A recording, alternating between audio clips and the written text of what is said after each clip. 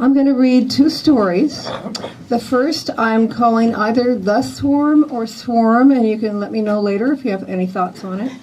I've been working on this story in Brisbane, in California, down the peninsula.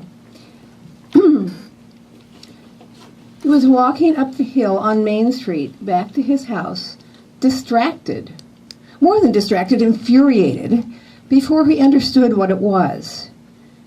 She had left him a note in her meticulous handwriting, left it on the kitchen table, taped next to her teeth marks.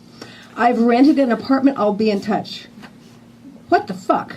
That after 10 years? Where were the fireworks? He saw dots in the air. Was he having a migraine? Dots the size of glowing cigarettes, but reversed, black against sunlight, like something she might draw. She had that skill, like Escher.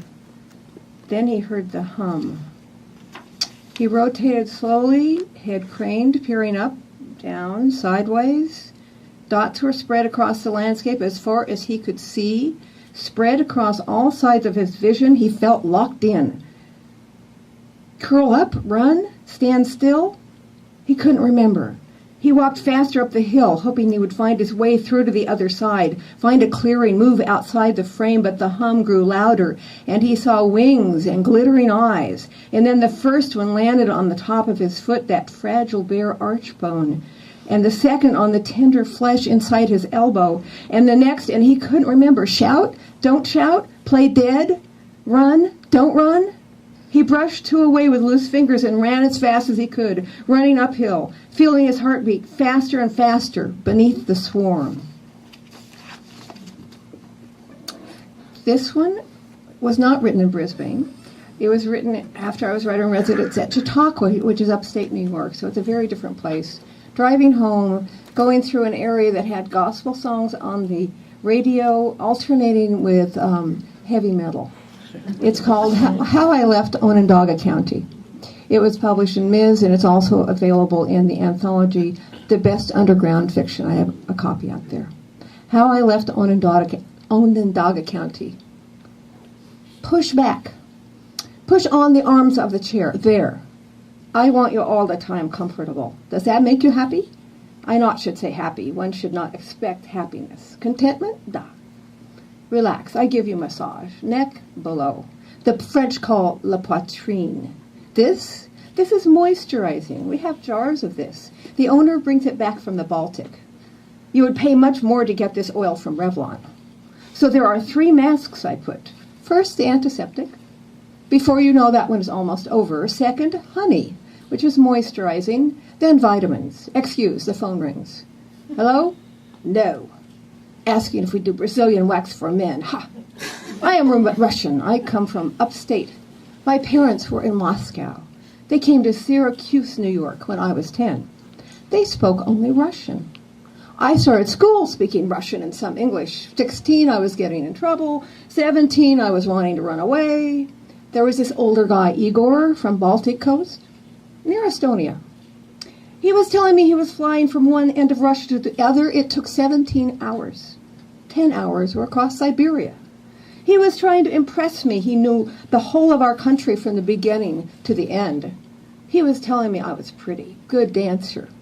He was telling me this place I could make a lot of money, the last lap, nude dancing. You look shocked. I was girl. He described a farming place, a tiny town. The farm boys drink beer in the parking lot to get their nerve up to come inside to see us.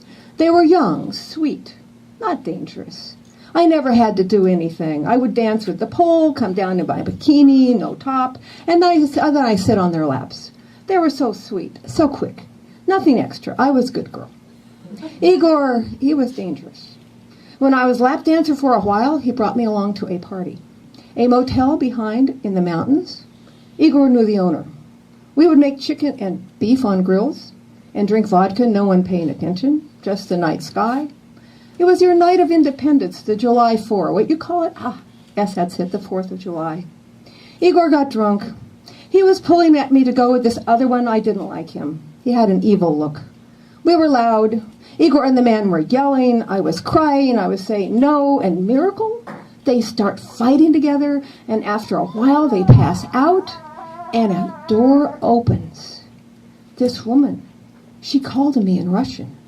She heard us. After Igor and his friend pass out on the ground near the barbecue, she opened the door, and I disappear into her room. I listen. Outside, all quiet. I fall asleep in her other bed. The next morning, I listen. The parking lot, still quiet. The woman is nice to me. She is my hero. She bring me here. You see this room? 10 lounge chairs, all services, facial, waxing, manicure. We hold your hands. When I look around this room with 10 men lying back, massaged with our oils, 10 women lying back, massaged with our oils, it is like a meadow in the summertime. Good smells, all warm. I give you a good massage, then I soften your face.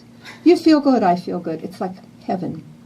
Your brows, $10 extra. I put, you see, you will not believe this. Look, eyebrows, a little more color if you like. Dye your eyelashes, that is $22 extra. Anything you want. I've been here 6 years. I don't miss my country. At first I did. Spring, when the plants begin. Then I planted morning glories in a pot. See, out there? And I put a long stick, a stake. Yes, a stake. The plant grows up to the roof on a string, and I have blooming until Christmas. So, like I say, I have dealt with the men when I was a lap dancer. The men, they need the manipulations. I have good hands. They want me to see them naked, their power. Here it is only the women, the massage, the facial, the waxing, the Brazilian waxing where you get close in and remove all the hair. I learn it all. And it is, what is the word, tender? No, gentle. I am the one in charge, and I try to be gentle with these things around the female parts, you understand. If you need anything, ask for me, Alexandra. My parents named me Alexandra after the Tsarina. I can do without Russia, or those places upstate, the winters, the frozen lakes, the Niagara Falls. Here it is perfect, on 72nd Street. I find everything I need, even nature. There is the Central Park. At lunch I walk. Even in winter when the trees are bare from leaves and the light falls so softly, I find it beautiful. There is green grass during the winter here when it's mild. Now I am spending New Year's in the most beautiful place in America, 72nd Street. This is paradise. The coffee houses, everything I need, all on one block. Here I am surrounded by my mother's musical language. Now I talk Russian as good as my grandparents. So like I said, I have served the men and the women. The women are better. Thank you. And now Louise.